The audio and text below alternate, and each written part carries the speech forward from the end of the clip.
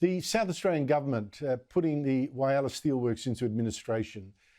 I mean, I said at the top of the show, this is utter humiliation for the Premier and for Energy Minister Chris Bowen, Albanese's Energy Minister, who bought that snake oil. The steelworks would be saved by green hydrogen and threw millions and millions of dollars at this project. Your take? I was quite amazed at that press conference. I think the beginning of it was fine. Yeah, clearly he didn't want to spend any more money propping up something that's clearly a money pit. But then halfway through, he starts talking about decarbonising steel. Oh, I mean, my God, yes. Steel is fundamentally carbon. I mean, for every tonne of steel, it's 2 tonnes of carbon. And not only that, you need a 3/4 of a tonne of coking coal. The guy's out in fairyland if he thinks he's going to decarbonise steel. And if that's the attitude they're going into this, I dread tomorrow's announcement. They're just going to throw more money at something that's doomed to fail. Green hydrogen cannot functionally, operate a steel plant. That's the reality of it. It's not been done anywhere in the world. And getting rid of carbon out of steel is just a fantasy. I don't know what planet these people are on.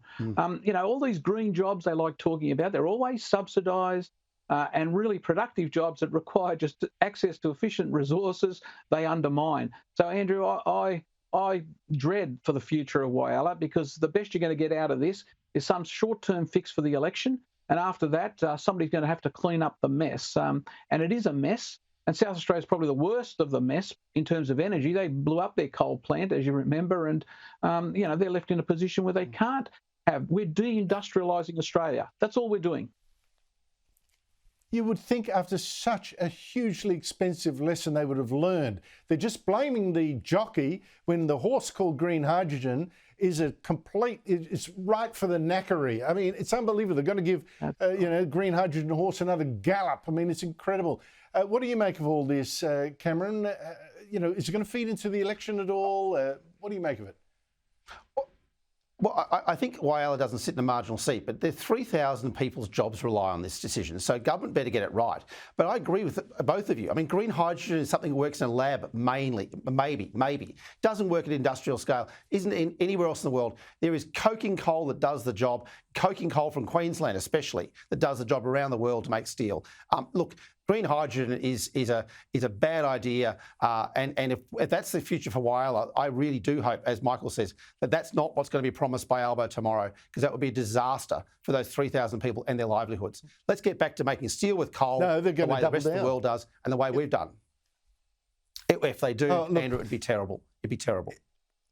Oh, look, the whole thing is a walking, talking disaster, and what's more infuriating is that they don't even learn the lessons now. I mean, God's help this country.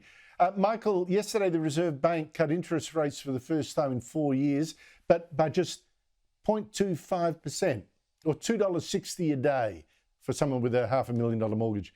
I thought the Treasurer last night wasn't confident on the ABC that this would actually save the government. Here he is. Does this single measure on inflation, do you think, do enough in the voters' minds to offset the collapse in their living standards? Well, I think that remains to be seen, to be frank about it. Michael, what did you make of all that?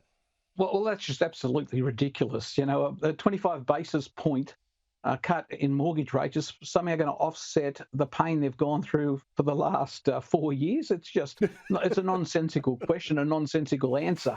But that aside, I said earlier that, one of the worst things that could have happened for this government is actually to get this interest rate cut now rather than in April, because they're now facing the prospect that they call an April election, and the Reserve Bank made it pretty clear that it was a line ball decision yesterday, and they won't increase or cut interest rates in the April meeting, which means they're in the middle of an election campaign with interest rates on hold. So their whole economic narrative falls apart.